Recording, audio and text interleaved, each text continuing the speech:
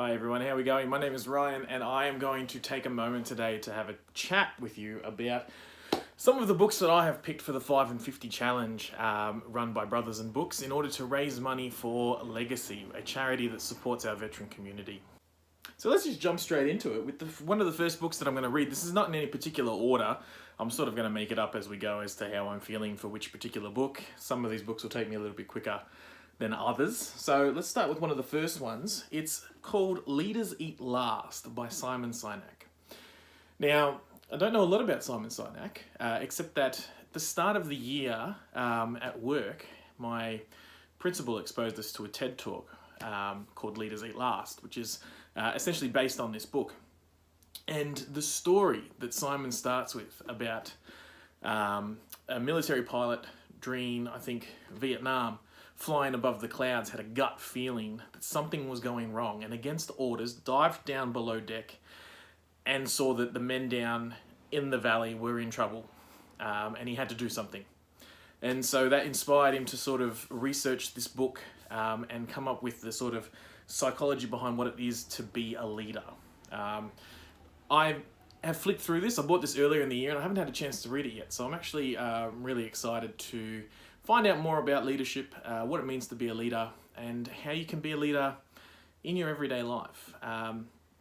Leaders Eat Last, the title really spoke to me. Growing up in a military household, growing up in cadets, and going on courses and things at RAF bases, one of the things you do learn is that leaders do eat last. You let your men go first, you let them get the energy and the fuel that they need before you eat. It is always about sacrificing the pleasure of having some food to ensure that your team is ready to go if something happens. So I'm really looking forward to this book and seeing what it's all about. So the second book that we've got on the list is The Terminal List by Jack Carr. I did just sort of stumble onto this one. I don't mind reading a good thriller, a good crime novel. And this one I read is being turned into a TV series, soon to be TV series starring Chris Pratt. And I don't think there's anything Chris Pratt can do that is wrong. So very interested in reading the book before the show comes out. I will always argue that the book is better than the film. And I have not been proven wrong yet. So I think this book will be much better than whatever it is they are filming. And it quite an interesting idea behind the book is that it is about a Navy SEAL who comes home to the world that he has, the country that he has been sworn to protect, only to be betrayed by everything that he believed in. So really interested in reading that one. I understand that it's quite a paced suspense, so I will breeze through this one quite quick, but I'm really looking forward to it. Book number 3, a book that I know nothing about other than it was spoken about on the Brothers and Books Instagram page. A few people posted it up that it came out, and I've bought it for myself. I've given it away as part of a competition. I've given it to my father as part of his birthday present. So I'm really interested in reading The Resilience Shield. SAS Resilient Techniques to Master Your Mindset and Overcome Adversity. I'm really excited by this one because it seems to be written by people who know what they are talking about. Not just your average people who think that you can just overcome adversity by smiling and pushing through it and doing some airy-fairy techniques. This is written by men who have been in the thick of it, who have experienced setback, loss and adversity, and who are giving you their tips and tricks. But not only that, Dr. Dan Pronk has studied medicine before, so I think he knows what he's talking about, as do the other gentlemen that are part of putting this book together. So we're really, really excited to read this one. And, personally as well, with everything that's going on in the world, COVID, lockdown, all sorts of things, they might be small, but they do compound and affect us all in different ways. And if we've got other things that are going on in the same time that all this is happening, definitely need to work on our resilience shields. So looking forward to this book number 3.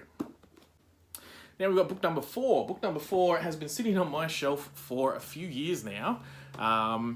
Growing up, I was quite the fan of Napoleon Bonaparte.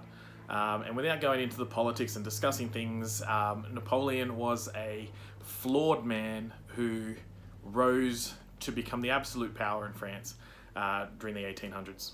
And his story is incredible, and I have many, many books on this, and one that I haven't read yet is Napoleon, the Man Behind the Myth.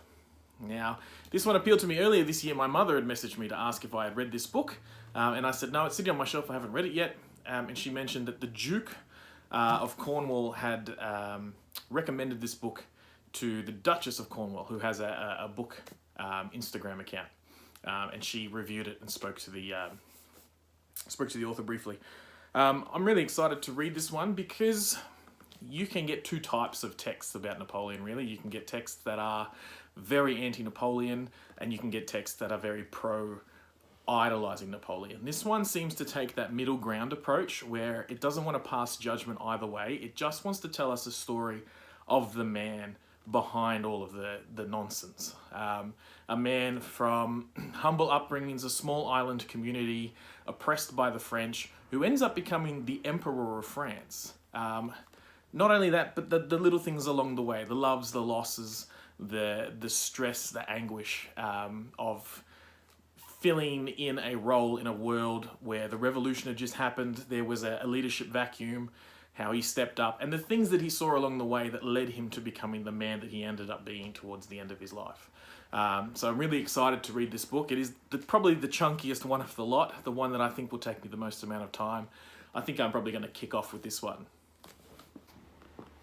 And we come to the last book, book number 5, which is Crimson Lake by Candice Fox. I'm really excited by this one. I had to include an Aussie author of a fiction text, and I've recently just finished a writing course, and the lecturer that reviewed my work mentioned that my writing does seem to be quite action-paced and reads like a graphic novel, and if that's the way I like to write, this is the type of work I should be reading. I haven't read Candice Fox before, so I'm really, really excited about reading this one. This is about a police detective that's sort of run away from being accused of a crime, only to be pursued to this small middle of nowhere town by a woman with her own backstory, and they seem to work together to solve a crime. That's basically it.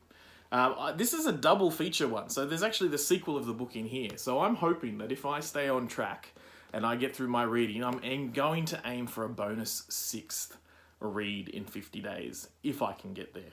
And that's the sequel, Redemption Point. So really looking forward to this read. I'm probably going to save this one for last.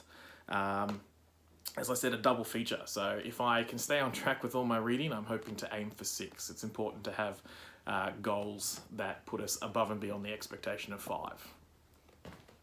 So there you have it, everyone. There are the 5 books that I'm going to be reading over this 50-day period.